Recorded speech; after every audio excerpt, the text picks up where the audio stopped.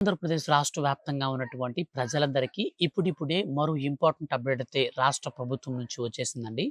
మన యొక్క రాష్ట్ర వ్యాప్తంగా ఈరోజు ఉదయం 7 గంటల నుంచి రాష్ట్ర వ్యాప్తంగా ప్రభుత్వ అధికారులు ప్రతి ఇంటికైతే వస్తున్నారు. ప్రతి ఇంటికొచ్చి మనల్ని 33 రకాల ప్రశ్నలైతే అడుగుతున్నారండి. ఈ ప్రశ్నలు ఎందుకు అడుగుతున్నారు? ఈ ప్రశ్నలేంటి? వీటికి మనం ఏ విధంగా సమాధానం చెప్పాలి? వీటి ద్వారా ప్రభుత్వం నుంచి మనకు బెనిఫిట్స్ ఏమైనా ఉంటాయా? ఒకవేళ ఈ యొక్క ప్రశ్నల్లో మనం తప్పు సమాధానాలు చెప్తే మనకు వచ్చే పరిస్థితులేంటి? పూర్తి వివరాలు వీడియోలో తెలియచేస్తాను. దయచేసి వీడియోని స్కిప్ చేయకుండా స్టార్టింగ్ నుంచి ఎండింగ్ వరకు పూర్తిగా చూడండి. ఈ 33 ప్రశ్నల్లో మీరు ఏ ఒక్కటి మిస్ అయినా మీకైతే ప్రాబ్లమ్స్ అయితే వచ్చే అవకాశం ఉంటుంది కాబట్టి దయచేసి మొత్తంగా మీరు అన్ని ప్రశ్నలైతే క్షుణ్ణంగా వీడియో మొత్తం చూడండి. అలాగే ఈ యొక్క అప్డేట్ అనేది చాలా మందికి తెలియదు. దయచేసి వాళ్ళ కోసం ఈ వీడియోని వెంటనే మీరు షేర్ చేయండి. మన యొక్క రాష్ట్ర వ్యాప్తంగా ఏ చిన్న అప్డేట్ వచ్చినా సరే మిస్ కాకుండా తెలుసుకోవాలి అనుకుంటే ఛానల్ని సబ్స్క్రైబ్ చేసుకోండి. అలాగే సబ్స్క్రైబ్ చేసుకున్న దాంతో పాటు ఈ వీడియో డిస్క్రిప్షన్లో కూడా నేను టెలిగ్రామ్ ఛానల్ లింక్ అయితే ఇస్తాను. కొత్తగా మనం టెలిగ్రామ్ ఛానల్ అయితే స్టార్ట్ చేసాము. సో వీడియో చేసేదానికంటే ముందుగా కూడా మీకు టెలిగ్రామ్లో అప్డేట్స్ అయితే ఫాస్ట్గా అయితే ఇస్తూ ఉంటాను. సో మీకు డైరెక్ట్గా మీరు అక్కడ చదువుకోవచ్చు. సో కాబట్టి దాన్ని కొడితే మీరు ఛానల్లో జాయిన్ అవ్వండి.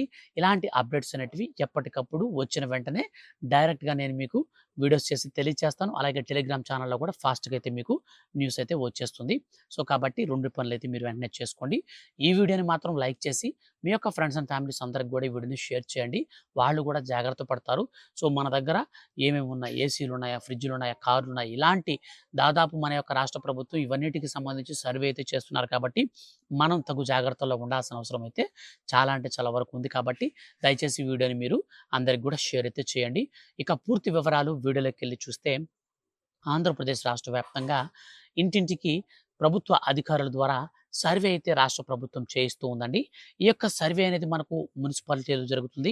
అలాగే గ్రామీణ ప్రాంతాల్లో జరుగుతుంది. సో విలేజ్‌లోను, టౌన్‌లోను సో 2 ప్రాంతాలలో రాష్ట్ర వ్యాప్తంగా జరుగుతూ ఉంది. ఈ సర్వే కోసం ప్రభుత్వం సచివాలయంలో ఉన్నటువంటి ఆ యొక్క అధికారులనైతే ఉపయోగిస్తుంది. వాటిలో ముఖ్యంగా ఇంటింటికి వచ్చి మన యొక్క రాష్ట్ర వ్యాప్తంగా ఉన్నటువంటి అధికారులు మన ఇళ్ళకొచ్చి మన యొక్క ఇంట్లో ఉన్నటువంటి వారిని కొన్ని రకాల ప్రశ్నలైతే అడుగుతారు. ఆ యొక్క ప్రశ్నలకు సంబంధించి ఒక్కొక్కటిగా నేను మీకు క్లారిటీగా ఎక్స్‌ప్లెయిన్ చేస్తాను. మొట్టమొదటి ప్రశ్న వచ్చేసి ఇంటి నంబర్. సో మీకు ఇంటి నంబర్ మున్సిపాలిటీ ఏరియాలో ఉందా అని మిమ్మల్ని అడుగుతారు. లేదా ఇంటి నంబర్ లేకపోతే వాళ్ళే జననగణన నంబర్ అని చెప్పేసి ఒకటేసేసి మనకు ఒక స్కెచ్‌తో రాసేసి దాన్ని రౌండ్ ఆఫ్ చేసుకొని వెళ్ళిపోతారు. ఇది మీరు ఖచ్చితంగా మీకు జూలైలో మరోసారి ఇదే సర్వే అనేది రిపీట్ కాబోతుంది. అప్పటి వరకు మీరు ఆ నంబర్‌ని జాగ్రత్త చేసుకోవాలి. ఒకవేళ ఆ నంబర్‌కి మీరు తుడిపేసేటువంటి పరిస్థితి ఉన్నా సరే, అంటే పెయింటింగ్స్ అలాంటివి వేసే పనైతే ఆ నంబర్‌ని ఎక్కడైనా రాసి పెట్టుకోండి. మరో దగ్గర రాసి మీరు అక్కడ పెట్టుకుంటే వాళ్ళొచ్చినప్పుడు రీసర్వేకి ఉపయోగపడుతుంది. సర్వే అనేది మన యొక్క రాష్ట్ర ప్రభుత్వం 2 సార్లు చేస్తుంది. సో ఇది చాలా ఇంపార్టెంట్ అనమాట. మధ్య మధ్యలో కూడా నేను మీకు కొన్ని ఇలాంటి ఇంపార్టెంట్ అప్డేట్స్ అనేటివి చెప్తూ ఉంటాను కాబట్టి స్కిప్ చేయొద్దు. ఎండ్ వరకు చూడండి. ఇక రెండోదిగా వచ్చేసి మన యొక్క రాష్ట్ర ప్రభుత్వం జననగణన ఇంటి నంబర్ అనేది ఇస్తుంది. తర్వాత ఇంటి నేల నిర్మితం రకం అనే యొక్క ప్రశ్న అయితే మనకుంటుంది. అంటే మనం స్లాబ్ ఏసి ఇల్లు కట్టుకున్నామా? లేకపోతే రేకులు ఇల్లా? లేకపోతే పూరి గుడిసెనా? సో ఇది క్వెషన్ అన్నమాట. సెకండ్ క్వెషన్ అనేది. ఇక మూడవ క్వెషన్ చూసుకున్నట్లయితే మనకు ఏ విధంగా ఉంటబోతుందంటే గోడలు ఏ పదార్థంతో ఉన్నాయి? అంటే మట్టి గోడలా? సిమెంట్ గోడలా? ఎలాంటి పరిస్థితుల్లో వీళ్ళు పెట్టుకున్నారు? అంటే రేకులతో కూడా కొంతమంది చుట్టూ కాంపౌండ్ వాల్‌లా కూడా పెట్టుకుంటారు కదా! సో అట్లాంటివన్నమాట. రేకుల వాల్ కూడా పెట్టుకుంటారు అట్లాంటివి. సో పైకప్పు ఏ పదార్థంతో ఉంది? నెక్స్ట్ పాయింట్ అనమాట. ఉంటుంది. ఇల్లు ఏ ఉపయోగానికి? నివాసం కోసం ఉపయోగిస్తున్నారా ఇల్లుని? లేదా ఇతర ఏదైనా కోసమైనా కొంతమంది ఏం చేస్తారంటే ఒక ఇంటిని కట్టుకొని అందులో మనకు బిజినెస్ పర్పస్ వాడుకుంటూ ఉంటారు. కొంతమంది ఈ కమర్షియల్ పర్పస్‌లో మనకు వ్యాపారానికి గాని ఇట్లాగైతే ఇస్తూ ఉంటారనమాట. సో ఇంతకీ ఆ యొక్క ఇల్లు అనేది దేని పర్పస్ మీద ఉపయోగించబడుతుంది అనేది అక్కడ మనం నోటీస్ చేసుకోవాల్సి ఉంటుంది. సో ఇంటి పరిస్థితి ఎలా ఉంది? ఇంట్లో కాపురం ఉండడానికి నివాస యోగ్యమైనదిగా ఉందా? బాగుందా?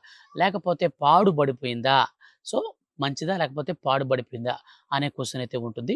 తర్వాత కుటుంబ నంబర్. కుటుంబంలో ఎంతమంది సభ్యులున్నారు? ఈ కుటుంబంలో ఎంతమంది వివాహమైనటువంటి దంపతులున్నారు? అనే దానికి సంబంధించి డీటెయిల్డ్‌గా వాళ్ళు మనల్ని ప్రశ్న అయితే అడుగుతారు. మనం అక్కడ ఆన్సర్ చెప్పాల్సి ఉంటుంది. ఇంట్లో సాధారణంగా ఉండే సభ్యులు మొత్తం సంఖ్య వాళ్ళు తెలుసుకుంటారు. అంటే జతలుగా భార్యాభర్తలు ఎంతమంది ఉన్నారన్నట్లు. ఇక్కడ మనకు తర్వాత వచ్చేసి పాయింట్ వచ్చేసి కుటుంబ పెద్ద పేరైతే మనల్ని అడగడం జరుగుతుంది. కుటుంబ పెద్ద పేరు మీరు ఖచ్చితంగా చెప్పండి. సంపాదించేది మీరైనా సరే, ఒకవేళ మీ ఇంట్లో పెద్దయినా సరే, ఎవరి పేరైనా సరే ఖచ్చితంగా మీరు కుటుంబ పెద్ద పేరు మాత్రమే చెప్పాల్సి ఉంటుంది. అలాగే కుటుంబం పెద్ద యొక్క లింగం అంటే తల్లి ఉంటే తల్లి పేరు, లేదా తండ్రి ఉంటే తండ్రి పేరు. సో, ఎవరంటే ఇద్దరు గనక బ్రతికే ఉంటే మాత్రం ఖచ్చితంగా తండ్రి పేరైతే కుటుంబ పెద్దగా చెప్పాలి. ఇది మీరు మైండ్‌లో పెట్టుకోండి. తర్వాత కుటుంబ పెద్ద ఏ సామాజిక వర్గానికి సంబంధించిన వారు? ఎస్సీనా? ఎస్టీనా? బీసీనా? సో, ఏ ఇతర వర్గమైనా సరే మీరు అక్కడ చెప్పాల్సి ఉంటుంది. మీ యొక్క క్యాస్ట్ కమ్యూనిటీని మీరు తెలియచేయాల్సి ఉంటుంది వాళ్ళకి. సో, ఇందులో మీరు ఖచ్చితంగా ఉన్నదున్నట్టే చెప్పండి. తర్వాత వచ్చేసి ఇల్లు సొంతమా? లేకపోతే రెంట్ హౌసా? అనే క్వెషన్ అయితే అడుగుతారు. సో, దాంట్లో మీరు సొంత ఇల్లు అయితే సొంత ఇల్లు అని చెప్పండి. రెంట్ హౌస్ అయితే రెంట్ హౌస్ అని చెప్పండి. సరిపోతుంది. ఇక ఇంట్లో కుటుంబం ఉపయోగించే గదుల సంఖ్య ఏంటి? బెడ్‌రూమ్స్ ఎన్నున్నాయి? ఒక బెడ్‌రూమే ఉంటుందా? లేకపోతే మీకు 2 బెడ్‌రూమ్‌లు కలిగినటువంటి ఇల్లు కలిగి ఉన్నారా? సో, ఇలాంటి క్వెషన్స్ అయితే మనల్ని అడుగుతారు. సో, అది గూడా మీరు చెప్పాల్సి ఉంటుంది. మీరు అబద్ధం చెప్తే వాళ్ళు ఒకసారి చెక్ చేసుకునేటువంటి అవకాశం గూడా ఉంటుంది గాబట్టి, ఉన్నది ఉన్నట్టే చెప్పండి. ఇక ఇంట్లో ఉన్న వివాహిత జంటల సంఖ్య సో, నేను స్టార్టింగ్‌లోనే చెప్పాను. సో, కుటుంబంలో మొత్తం ఎంతమంది సభ్యులుంటారు? ఒకవేళ మీ యొక్క కుటుంబంలో చిన్నపిల్లలు మొదలుకొని పెద్దవారి వరకు 6 మంది ఉంటే లేదా 5 మంది ఉంటే వీళ్ళలో భార్యాభర్తల జంటలు ఎంతమందున్నారు? సో, ఇలాంటివి అడుగుతారన్నమాట. సో, అది గూడా మీరు చెప్పండి. ఇంట్లో ఉన్న మనకు త్రాగునీరనేది మనకు ఎక్కడి నుంచొస్తుంది? బయట నుంచి మినరల్ వాటర్ ప్లాంట్ నుంచి తెచ్చుకుంటున్నామా? తాగే నీళ్ళు లేదా మునిసిపల్ వాటర్ వాడుతున్నామా? ఏదైనా సరే మనం వాడుతున్నది వాడుతున్నట్టుగా వాళ్ళకి చెప్తే సరిపోతుంది. దాంట్లో మనం టెన్షన్ పడాల్సిన పని లేదు. ఇక త్రాగునీరు మీకు సులభంగా దొరుకుతుందా అని అడుగుతారు. సో, తాగునీళ్ళు మనకు దగ్గరలో ప్లాంట్స్ అనేది ఉంటే ఓకే అని చెప్పండి. లేకపోతే లేదని చెప్పండి. మీరు ఎక్కడి నుంచి తెచ్చుకుంటున్నారో వాళ్ళకి ఎక్స్‌ప్లెయిన్ చేయండి. అక్కడ వాళ్ళు నోటీస్ చేసుకుంటారు. తర్వాత ఇంట్లో వెలుతురు కోసం వాడేది అంటే కరెంట్ వాటికి సంబంధించినటువంటి డీటెయిల్స్ అయితే అడుగుతారనమాట. సో, తర్వాత వచ్చేసి మనకు టాయిలెట్ సౌకర్యం ఉందా? టాయిలెట్ ఉంటే ఏ రకం? అంటే మనకు టాయిలెట్ ఏ రకం అనేది మీకు క్వెషన్ మీకు ఇప్పుడు డౌట్ రావచ్చు. అంటే నేలకుండే టాయిలెటా? లేదంటే మీకు ఈ వెస్టర్న్ టాయిలెట్ ఉంటుందా? లేదా అటాచ్డ్ బాత్రూమ్ ఉందా? లేదంటే బయట మీకు కామన్ బాత్రూమ్ లాగా ఉందా? సో, ఏది ఉంటే అది వాళ్ళు అడుగుతారు. అది మీరు కూడా చెప్పాలి. సో, తర్వాత వచ్చేసి మరుగునీరు వెళ్ళే ఔట్‌లెట్. అంటే మీరు మరుగునీళ్ళనేటివి నిల్వ చేయడానికి ఎక్కడన్నా గుంత కొట్టి అక్కడ వాడుతున్నారా? లేకపోతే డైరెక్ట్‌గా కాలువలోకి రిలీజ్ చేస్తున్నారా? అంటే కాలువలో ఉన్నాయా? లేవా? అని వాళ్ళు తెలుసుకోవడానికి స్పష్టమైనటువంటి అంశం అన్నమాట. సో, ఆ పాయింట్ అయితే వాళ్ళు అడుగుతారు. మీరు చెప్పాలి. తర్వాత వచ్చేసి మనకు స్నానానికి సౌకర్యం ఉందా? లేదా? అని అడుగుతారు. అంటే మనకు బాత్రూమ్ ఆల్‌మోస్ట్ ఆల్ బాత్రూమ్ ఉందా? లేదా? అని అడుగుతారు. సో, అది సరిపోతుంది దాంట్లోనే. ఇక వంటగది గ్యాస్ కనెక్షన్ ఉందా? లేదా? అనేది అడుగుతారు. వంటగది మరియు గ్యాస్ కనెక్షన్ అంటే ఉంటే ఉందని చెప్పండి. గ్యాస్ కనెక్షన్ లేకపోతే లేదని చెప్పండి. మీకు లాస్ట్‌లో చెప్తాను. మరొక ఇంపార్టెంట్ పాయింట్ అయితే ఉంది. సో, మీరు అబద్ధం చెప్తే ఏం జరుగుతుందో కూడా చెప్తాను. సో, దీని ముందు మీరైతే ఈ యొక్క పాయింట్స్ అనేది చూసుకుందాం మిగిలినటువంటి పాయింట్స్. వంటకు ఉపయోగించే ప్రధాన ఇంధనం ఏంటి అని అడుగుతారు. అంటే ఇదేనండి మనకు గ్యాస్ ఉందని చెప్తే సరిపోతుంది. సో, మనకు అక్కడికే అయిపోతుంది గానీ అంతకు మించి ఇంకేమి ఉండదనమాట. సో, మీకు రేడియో గానీ, టీవీ గానీ, లేదా మీకు ట్రాన్సిస్టర్స్ గానీ ఎలాంటి పరికరాలున్నాయి? రేడియోలు ఇప్పుడు మాక్సిమం వాడట్లేదు కాబట్టి, సో, మీ దగ్గర ఉంటే ఉందని చెప్పండి. లేదంటే మీరు టీవీ ఉంటే టీవీ మాత్రం ఉందని చెప్పండి. తర్వాతొచ్చేసి మీకు అడగబోయే క్వెషన్ ఇంటర్నెట్ సౌకర్యం ఉందా అని అడుగుతారు. అంటే మీకు చాలామంది ఇప్పుడు మనకు జియో ఫైబర్ నెట్ గాని, లేదంటే మన దగ్గర ఏపీ రాష్ట్ర వ్యాప్తంగా ఉన్నటువంటి యాక్ట్ గాని, లేదంటే మీకు కొన్ని రకాల బ్రాడ్‌బ్యాండ్ సర్వీసులుంటాయి. కేబుల్స్, బీఎస్ఎన్ఎల్ నెట్‌వర్క్ గాని, సో, ఇట్లాంటివన్నీ ఉంటాయి గదా! సో, ఇట్లాంటివన్నీ మీకు ఉంటే మాత్రం ఉన్నాయని చెప్పండి. లేకపోతే లేవని చెప్పండి. దాంట్లో మీరు రాజీ పడాల్సిన పని లేదు. ఓహ్! వీళ్ళు మనల్ని తక్కువగా అనుకుంటారు. మనం 4 ఎక్కువ చెప్దాం అనుకుని ఎక్కువ చెప్పొద్దు. సో, వీళ్ళకి మనం తక్కువగా కనిపిస్తే మనకేమైనా బెనిఫిట్స్ వస్తాయని మీరు తక్కువ చేసుకొని చెప్పొద్దు. ఉన్నదున్నట్టు చెప్పండి. తర్వాత నేను మీకు లాస్ట్‌లో అయితే ఎక్స్‌ప్లెయిన్ చేస్తాను. ఇక మీకొచ్చేసి ల్యాప్‌టాప్, కంప్యూటర్ ఉందా అని అడుగుతారు. సో, ఉంది అనుకుంటే ఉందని చెప్పండి. లేకపోతే లేదు. ఇక ఫోను, మొబైల్ అంటే మీకు స్మార్ట్ ఫోన్ అనేది ఉందా? లేదా? ఒకవేళ ఫోన్ ఉంటే మీకు కీప్యాడ్ ఫోనా? స్మార్ట్ ఫోన్ అడుగుతారు. స్మార్ట్ ఫోన్ ఉంది అంటే స్మార్ట్ ఫోన్ ఉంది అని చెప్పండి. లేకపోతే అవసరం లేదు. సైకిల్, స్కూటర్ లేదా కారు, బైకు ఇట్లా మీకు ఏవి ఉన్నాయని అడిగితే మీ దగ్గర సైకిల్ ఉంటే సైకిల్ ఉందని చెప్పండి. బైక్ ఉంటే బైకు. కారు ఉంటే నేను చెప్తాను తర్వాత ఏం చెప్పాలో. సో, తర్వాత చెప్తాను. అందుకే వెయిట్ చేయమని చెప్పాను. సో, తర్వాతొచ్చేసి ఇక్కడ మీకు ఇంట్లో ప్రధానంగా తినే ధాన్యం వచ్చేసి మనం రేషన్ రైసే కదా తింటాం.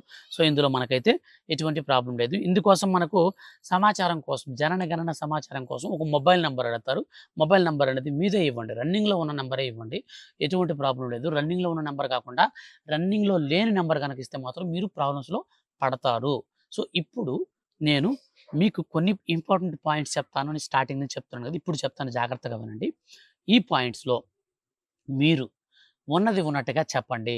ఇందులో మీరు ఏవైనా కల్పితాలు లేనిపోనివి చెప్తే, మన యొక్క రాష్ట్ర ప్రభుత్వం ఏం చేస్తుందంటే, మీ యొక్క రేషన్ కార్డ్ డేటాతో సరిపోల్చుకుంటుంది. మీ యొక్క ఆధార్ కార్డ్ డేటాతో సరిపోల్చుకుంటుంది. ఈ జనగణన సర్వేని. ఈ సర్వేలో మీరు చెప్పినటువంటివన్నీ కూడా రాంగ్ అని తేలితే, మిమ్మల్ని ఖచ్చితంగా మన యొక్క రాష్ట్ర ప్రభుత్వం మీకు నేరస్తులుగా పరిగణించి, మీ మీద కేసు పెట్టే అవకాశం అయితే ఉంటుంది. జనగణనలో ఉన్నది ఉన్నట్టుగా మనం ఇవ్వాల్సి ఉంటుంది డేటా. అయితే ఇక్కడ నేను మీకొక చిన్న సజెషన్ ఇస్తాను. మీ ఇంటికి వచ్చినటువంటి అధికారికి కొంచెం రిక్వెస్ట్‌గా చెప్పండి. మీకు కారు ఉంటే మాత్రమే. కారు లేకపోతే ఎటువంటి ప్రాబ్లమ్ లేదు. ల్యాప్‌టాప్స్ అండ్ కరెంట్, ఇంటర్నెట్ ఇవన్నీ నో ప్రాబ్లమ్. నథింగ్ థింగ్ ఇది మీరు వాడుకోవచ్చు. ఇందులో మీకు ఎటువంటి ప్రాబ్లమ్ ఉండదు. బైకు, సైకిల్ ఇలాంటివన్నీ ఉన్నా గానీ మీకైతే పెద్దగా మీ రేషన్ కార్డ్‌కి ఎట్లాంటి ఎఫెక్ట్ అయితే ఉండదు. అన్ని స్కీమ్స్ మీకొస్తాయి. కానీ కారు గురించి కొంచెం ఆయనకి రిక్వెస్ట్ చేయండి. సార్ కారు ఉంటే ఏమైనా ప్రాబ్లమ్ అవుతుందా అని అడగండి. వాళ్ళు ప్రాబ్లమ్ లేదనే చెప్తారు. సో, మీరు ఉందని కారు గనక చెప్పారంటే మీ రేషన్ కార్డ్ రద్దవుతుంది. సో, ఇది మాత్రం మీరు జాగ్రత్త పడండి. సో, కారు విషయంలో మీరు కొంచెం రిక్వెస్ట్ చేసి వాళ్ళకి మీరు చెప్పుకోండి. ఉందని గనక మీరు చెప్పారంటే మాత్రం రేషన్ కార్డ్ ఉన్నటువంటి కుటుంబాలకు అంటే వైట్ కలర్ బోర్డ్ కలిగినటువంటి కారు ఉంటే మాత్రం రేషన్ కార్డ్ రద్దవుతుంది. ఇదొక్కటి మైండ్‌లో పెట్టుకొని కొంచెం మీరు అక్కడ వాళ్ళతో జాగ్రత్తగా మాట్లాడండి సరిపోతుంది. వాళ్ళు ఈ సర్వే అంతా తీసుకొని వెళ్ళి ఏం చేస్తారు అంటే, ఈ సర్వేలో మన యొక్క ఇంటి స్థితి, మన యొక్క డీటెయిల్స్ అన్నీ కూడా నోట్ చేసి ప్రభుత్వానికైతే మనకు సబ్మిట్ చేస్తారు. ఈ యొక్క డేటాతో మన యొక్క రాష్ట్ర ప్రభుత్వం తిరిగి జూలైలో వస్తారన్నమాట. మనకు జూన్ అంతా సైలెంట్ ఉండి జూలైలో వస్తారు. సో, జూలై నెలలో వచ్చేటప్పుడు రీసర్వే కోసం వచ్చినప్పుడు మీ ఇంటి యొక్క పరిస్థితులు మారాయా? మీ పరిస్థితులు మారాయా? మీరు ఎలా ఉన్నారు? ఏంటి విషయం? మీకు కారుందా? బైకుందా? మళ్ళీ రీసర్వే అయితే చేస్తారు. ఈ రీసర్వే అప్పుడు కూడా మీరు జాగ్రత్తగా ఉండండి. అప్పుడు మనకు మరికొన్ని ప్రశ్నలతో అయితే మన ముందుకు రావడం జరుగుతుంది. రాష్ట్ర ప్రభుత్వం అధికారులైతే వస్తారు. సో, అప్పుడు కూడా నేను మీకు వీడియో చేసి ఖచ్చితంగా ఆ క్వెషన్స్‌ని కూడా నేను మీకు తెలియచేస్తాను ముందుగానే. అప్పుడు మీరు జాగ్రత్త పడవచ్చు. కాబట్టి మీరు దయచేసి ఈ వీడియో కింద ఉన్నటువంటి బ్లాక్ కలర్‌లో ఉన్న సబ్స్క్రైబ్ బటన్‌ని క్లిక్ చేసి పక్కనే వచ్చే బెల్ సింబల్‌ని ఆల్ పైన ట్యాప్ చేయండి. మన యొక్క రాష్ట్ర వ్యాప్తంగా ఏ చిన్న అప్డేట్ వచ్చినా సరే మిస్ కాకుండా నేరుగా మీ ఫోన్‌లోకి అయితే వచ్చేస్తుంది. ఇంకొక ఇంపార్టెంట్ విషయం ఏమిటంటే, ఈ వీడియో కింద డిస్క్రిప్షన్ అండ్ నేను మన యొక్క ఛానల్ అబౌట్ సెక్షన్‌లో కూడా అంటే బయోలో కూడా నేను మీకు ఒక టెలిగ్రామ్ ఛానల్ లింక్ అయితే ఇచ్చాను. అది మన యొక్క ఛానల్ తరపు నుంచి అఫీషియల్ టెలిగ్రామ్ ఛానల్ అనమాట. ఈ యొక్క టెలిగ్రామ్ ఛానల్ ద్వారా చాలా అంటే చాలా ఫాస్ట్‌గా మీరు ప్రతి ఒక్క అప్డేట్‌ని కూడా మీరు తెలుసుకోవచ్చు. సో, కాబట్టి ఆ యొక్క టెలిగ్రామ్ ఛానల్ నంబర్‌ని కూడా ఆ యొక్క టెలిగ్రామ్ ఛానల్ లింక్‌ని నేను మీకు ఇస్తాను కాబట్టి దాని ద్వారా మీరు క్లిక్ చేసుకొని ఛానల్‌లో జాయిన్ అయితే అవ్వండి. ఏ చిన్న అప్డేట్ అయినా సరే అంటే వీడియో చేసి మీకు రిలీజ్ చేయడానికి కొంచెం వీడియో టు వీడియో అనేది మనకు గ్యాప్ వస్తుంది కాబట్టి మనకు ఈ టెలిగ్రామ్ ఛానల్ ద్వారా ఫాస్ట్‌గా మీకు ప్రతి ఒక్క అప్డేట్ కూడా వచ్చేస్తూ ఉంటుంది. ఇలాంటి అప్డేట్స్ అనేటివి వచ్చినప్పుడు మిస్ కాకుండా అందరికంటే ముందుగా ఈజీగా మీరు కూడా తెలుసుకోవచ్చు. మన ఛానల్‌ని సబ్స్క్రైబ్ చేసుకోవడం ద్వారా మీ యొక్క డౌట్స్ అన్నీ కూడా క్లియర్‌గా ఇక్కడ నేను యూట్యూబ్‌లో అయితే మీకు ఎక్స్‌ప్లెయిన్ చేస్తాను. షార్ట్‌లో మీకు ఇన్ఫర్మేషన్ అనేది కావాలనుకుంటే మీరు టెలిగ్రామ్ ఛానల్ కూడా మీరు జాయిన్ అయ్యి ఫాలో అవుతూ ఉంటే మీకు ఆటోమేటిక్‌గా ఏ చిన్న అప్డేట్ వచ్చినా ఈజీగా తెలుస్తుంది. ఇలాంటి మరిన్ని లేటెస్ట్ అప్డేట్స్ కోసం రెగ్యులర్‌గా వాచ్ చేస్తుండండి. దయచేసి వీడియోని మీ యొక్క ఫ్రెండ్స్ అండ్ ఫ్యామిలీస్ అందరికి కూడా షేర్ చేయండి. మీ రేషన్ కార్డులు అయితే జాగ్రత్తగా ఉండాలి అంటే మాత్రం ఈ సర్వేలో మీరు చెప్పే సమాధానం పైన ఆధారపడి ఉంటుంది. సో, కాబట్టి మీరు జాగ్రత్త పడండి. ఇక ఇలాంటి లేటెస్ట్ అప్డేట్స్ కోసం ఎదురు చూస్తూ ఉండండి. ఎప్పటికప్పుడు మన ఛానల్‌లో కొత్త అప్డేట్‌తో నేను మరోసారి మీ ముందుకు వస్తాను. Thank you for watching.